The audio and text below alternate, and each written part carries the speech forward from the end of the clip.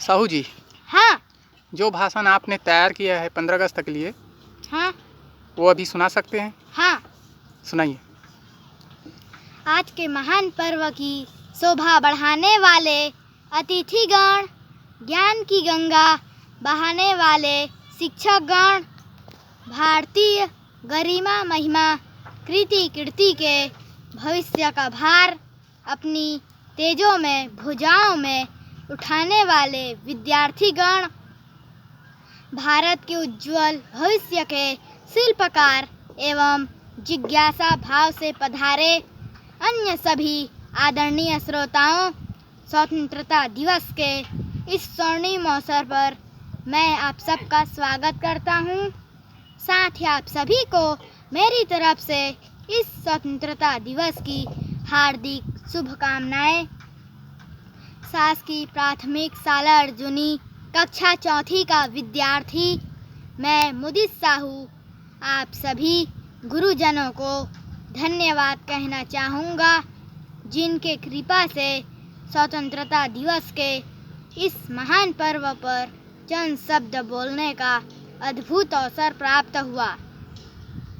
आज जिनके त्याग, तपस्या, संघर्ष और बलिदान की वजह से मैं यहाँ खड़ा होकर बोल पा रहा हूँ, उन सभी स्वतंत्रता सेनानियों को कोटि कोटि प्रणाम।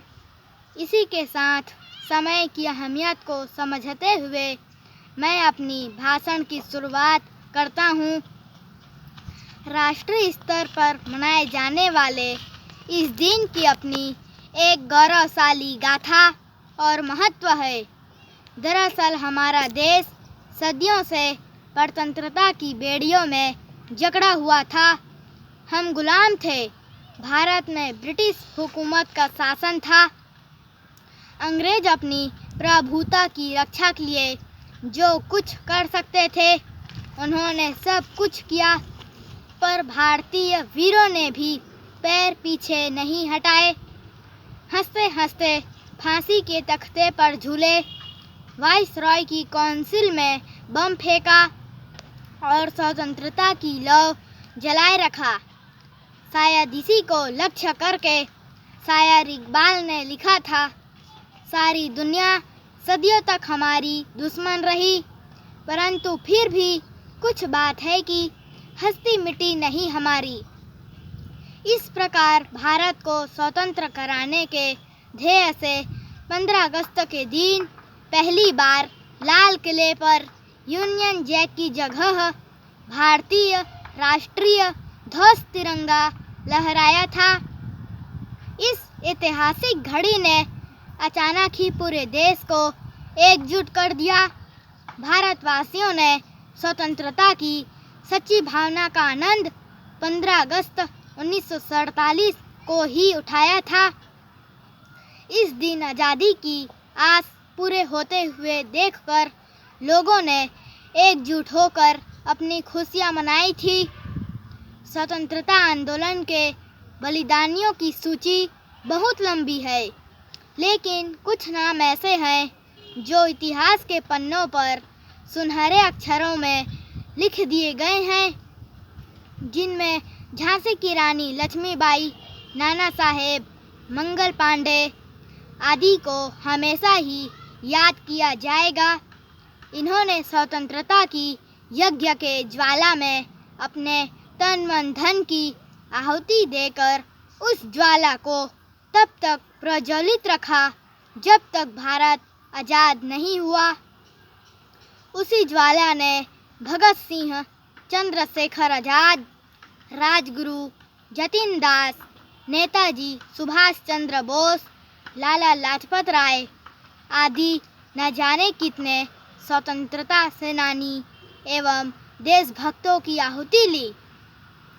जिस स्वाधीनता को प्राप्त करने के लिए भारत माता के अनेक सपूतों ने अपना बलिदान दिया, उसमें गांधी जी के सत्य और अहिंसा की सिद्धांत ने जान डाल दी। गांधी जी ने सत्य और अहिंसा को अपना शस्त्र इसलिए बनाया क्योंकि वे जानते थे कि हम हथियारों के बल पर अंग्रेजों पर विजय प्राप्त नहीं कर सकते। बात बात पर सत्याग्रह करना, अनशन करना, शांतिपूर्वक जुलूस निकालना, स्वयं किसी के ऊपर वार न करना और इसके विपरीत अंग्रेजों द्वारा किए जा रहे अत्याचारों को सहना गांधी जी की लड़ाई का सबसे बड़ा शस्त्र था। एक प्रसिद्ध कहावत है कि बदलाव को रोका नहीं जा सकता। एक संकल्प सहित बदलाव भारतीय जनमानस में भी आया, जिस दास्ता की श्रृंखलाओं से भारतीय जनता के हाथ और पैर लड़खड़ाने लगे थे। दिग्भ्रांति से जनता पथविहीन थी, उसमें स्नेह स्नेह आत्मबोध हुआ, जन जागृति हुई।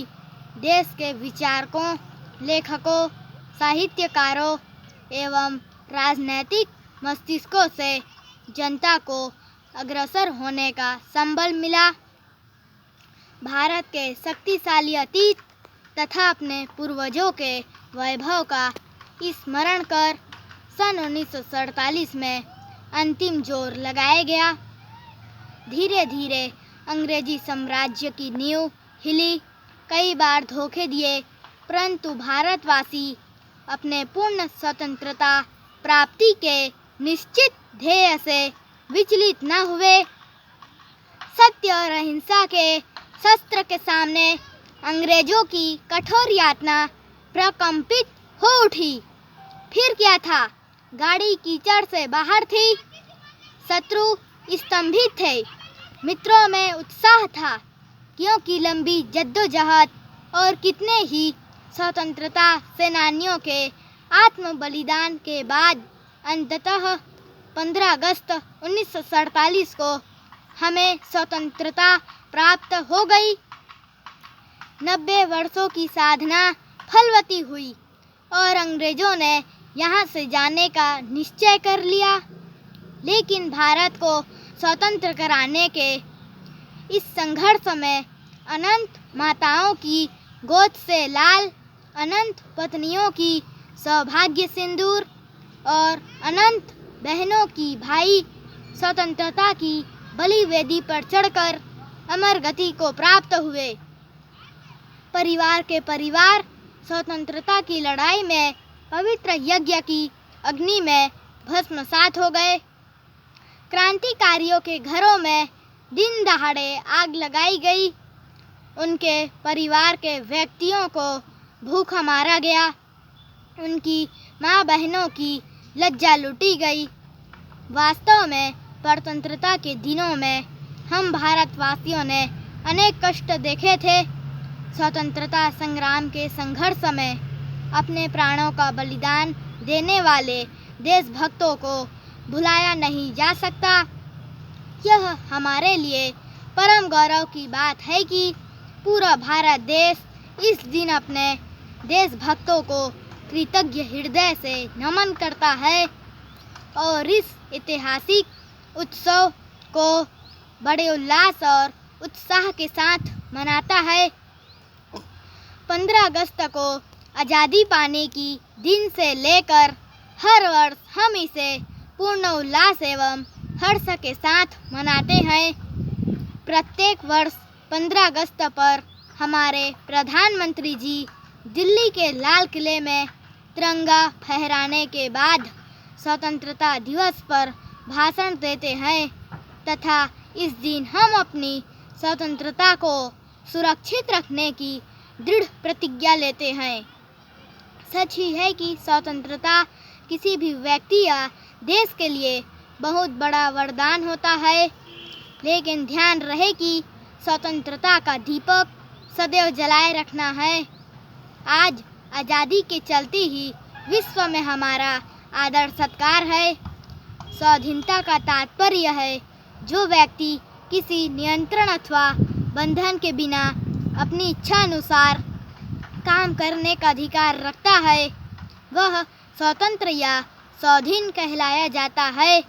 किंतु इस स्वाधीनता या स्वतंत्रता का अर्थ यह नहीं है कि हम समाज और देश द्वारा बनाए गए नियमों का उल्लंघन करें। स्वतंत्रता का अर्थ है जियो और जीने दो। स्वाधीनता के अभाव में कोई भी व्यक्ति उन्नति नहीं कर सकता। जब व्यक्ति स्वयं उन्नति नहीं कर सकेगा तो देश की उन्नति भी संभव नहीं। इसलिए किसी भी देश की उन्नति और समृद्धि के लिए उसका स्वतंत्र होना आवश्यक है। स्वतंत्रता से जहाँ आत्मसम्मान की भावना वेगवती होती है, वहीं देशभक्ति की भावना भी विकसित होती है। स्वतंत्रता मनुष्य का जन्मसिद्ध अधिकार है। इसी स्वतंत्रता की प्राप्ति व अंग्रेजों से भारत को आज़ाद कराने के लिए हमारे देश के अनेक महापुरुषों ने अपने प्राणों की बलि दे दी। मैं इस भाषण की अंत की ओर हूँ।